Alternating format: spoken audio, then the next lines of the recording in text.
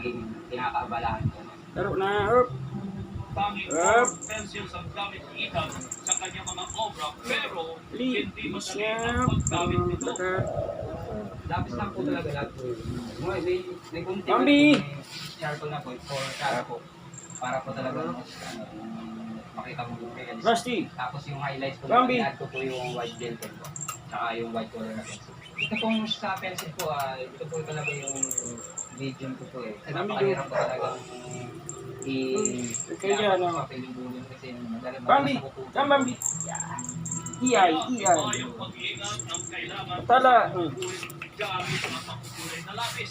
1 month old. yung may pagawak po yan eh. Pag 1 month old. dito sa yun. Mini pincher. Talagang yung mamay mo kailangan.